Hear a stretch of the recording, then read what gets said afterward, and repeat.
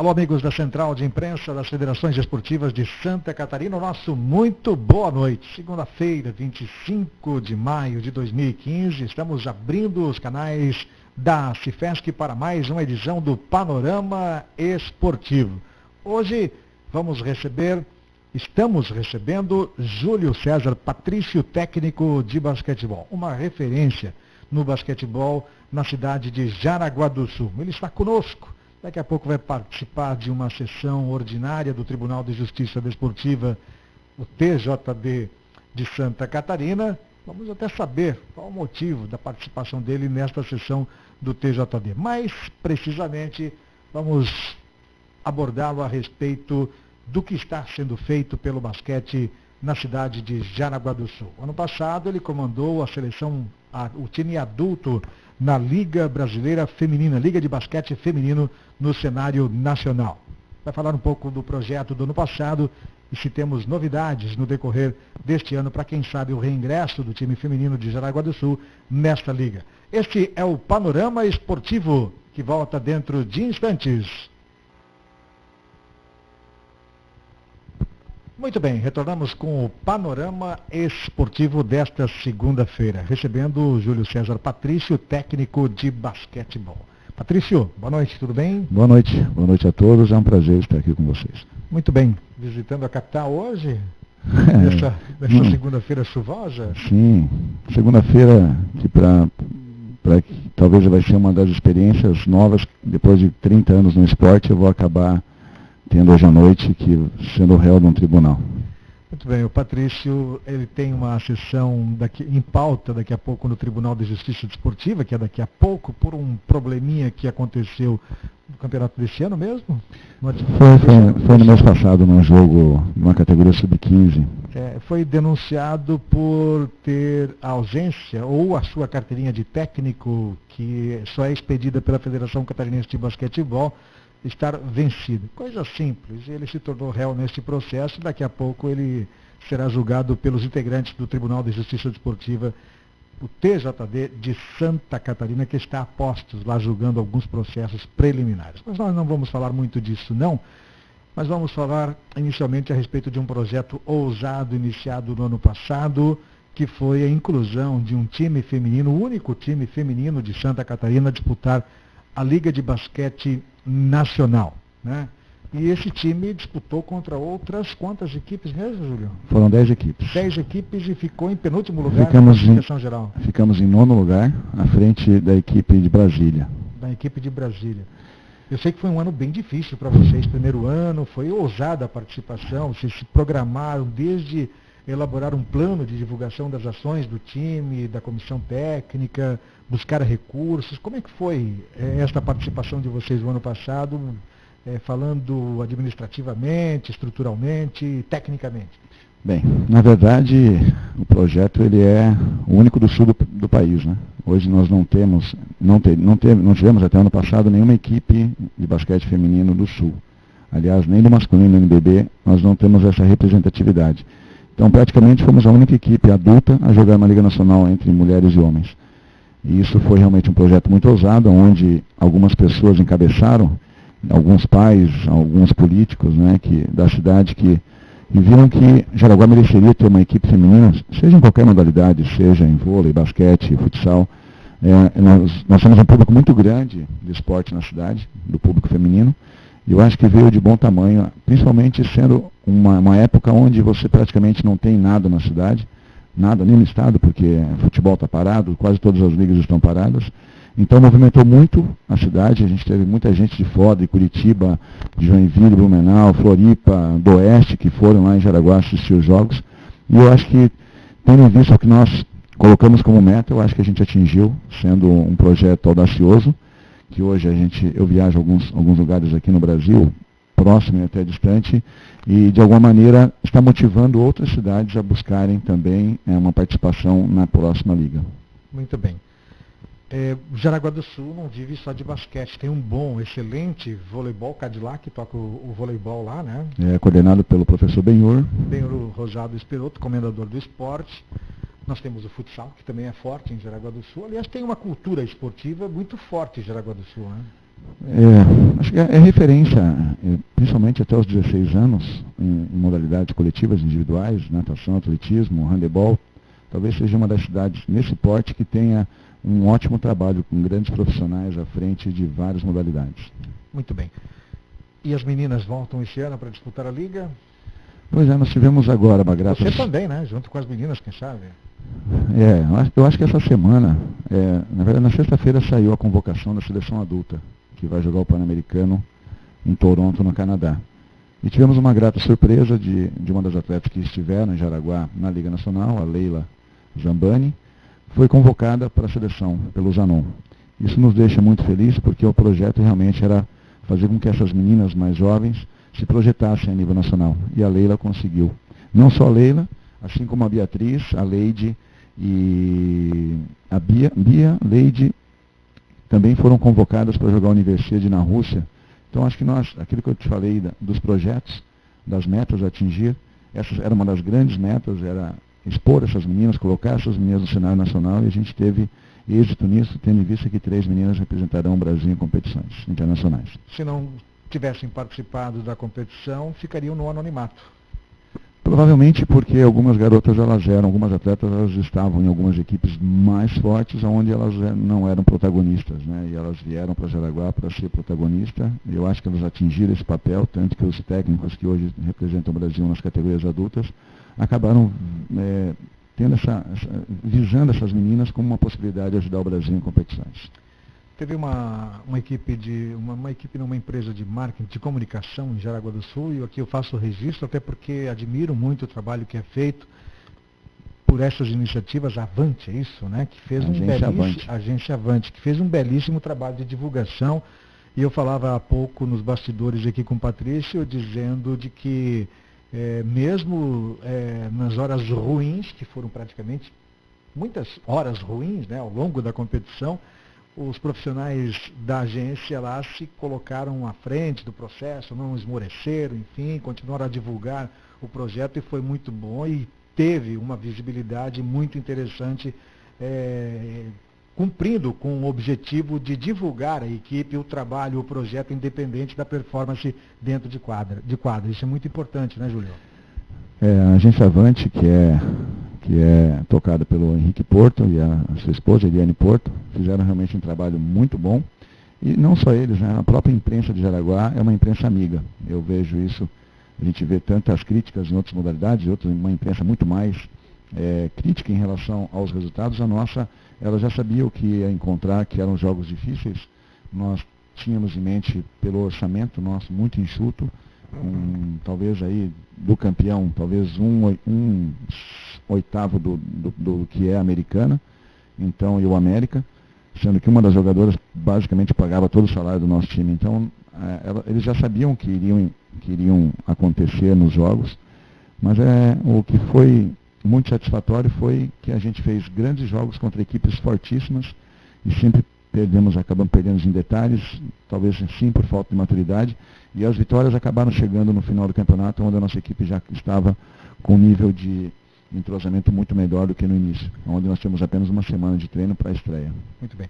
Vocês mandaram os jogos de vocês no ginásio da Marisol, na Arena, ou naquele ginásio reformado ano passado? Fizemos do novo Arthur Miller, né? O nosso palco. Ficou bom aquele ginásio, ficou ótimo, né? Ficou ótimo, a localização dele é privilegiada. E o prefeito Dieter e o próprio secretário Jean também se esforçaram muito, nos ajudaram muito. São pessoas que gostam de esporte em Jaraguá do Sul, né? Muito. Sem eles, eu acho que, sem eles e a Câmara de Vereadores, inclusive a vereadora Natália e o vereador Arlindo, foram os precursores dessa ajuda financeira, desse aporte que acabou indo para a nossa associação, para que a gente pudesse terminar de pagar, fazer os últimos pagamentos. Então foi importantíssimo. E a cidade comprou a ideia, nós tivemos um público nos primeiros jogos praticamente lotado, o Arthur Miller, e sendo pago, talvez foi uma das poucas equipes no Brasil que cobrou ingresso, e mesmo assim a gente tinha um público muito bom. Tanto que a Sport TV elogiou muito a nossa casa, a nossa organização, e deixaram um gostinho de querer mais, de estar em Jaraguá nas próximas edições, e é isso que a gente está lutando agora, para que a próxima edição se realize da melhor forma possível. E a próxima edição? Sai para Jaraguá? Depende do quê? Já tem a contrapartida do governo municipal, do estado? O ano passado nós começamos do zero. Em agosto de 2014, nós fomos até a Liga Nacional. Tivemos numa reunião onde estava sendo decidido algumas coisas, mas não a nossa participação. E a gente tentou sensibilizar nessa reunião, no final da reunião, nos últimos 15 minutos da pauta, foi nos dada a palavra e a gente conseguiu comover, e não só comover, o basquete feminino precisa dar uma alavancada e quanto mais equipes melhores. Então a gente acabou conseguindo a vaga, e aí nós estávamos em 4 pessoas, eram 3 pais que são da Associação de Pais e Amigos do Basquete de Araguá, e aí um olhou para o outro e agora, conseguimos a vaga, falta o dinheiro.